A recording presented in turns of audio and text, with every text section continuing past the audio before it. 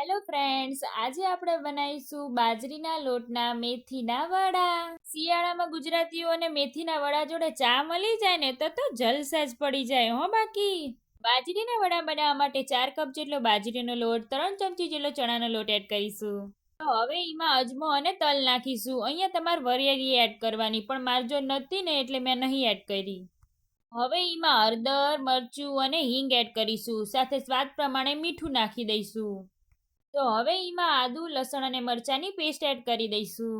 વડાને ખાટો મીઠો ટેસ્ટ દેવા માટે 2 ચમચી જેટલું દહીં અને 2 ચમચી જેટલી દરેલી ખાંડ એડ કરી દઈશું. ગુજરાતી હોય અહીંયા ખાટો મીઠો સ્વાદ તો હોય જ હો.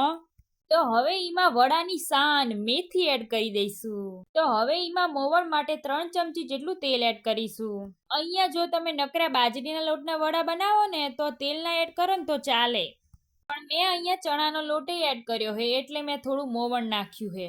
વડા આપણા પોચા બને ને એટલે આપણે એમાં થોડા સોડા એડ કરીશું. તો હવે એમાં થોડું થોડું પાણી એડ કરતા જઈને વડાનો લોટ બાંધી લઈશું. તો અહીંયા મેં વડાનો લોટ બાંધવા માટે 1/4 કપ જેટલા પાણીનો જ ઉપયોગ કર્યો હે હો.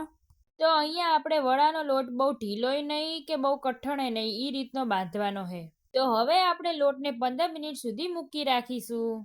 તો 15 મિનિટ પછી લોટમાંથી થોડો ભાગ લઈને આ રીતે વડાનો શેપા આપી દઈશું. તો વડાને આપણે આ રીતે હથેળીથી ટીપવાના હે. આવી રીતે જુઓ, વડું આપણું તૈયાર હે. તો આપણા બધાય વડા ટીપીને તૈયાર હે. તો હવે આપણે વડાને તળવા માટે કડાઈમાં તેલ એડ કરીશું. તેલ સારી રીતે ગરમ થઈ જાય ને એટલે એમાં આપણે વડા નાખી દઈશું. તો વડા આપણે એક બાજુ શેકી જશે ને એટલે એ જાતે જ ઉપર આવી જશે. અહીંયા તમે જોઈ શકો છો.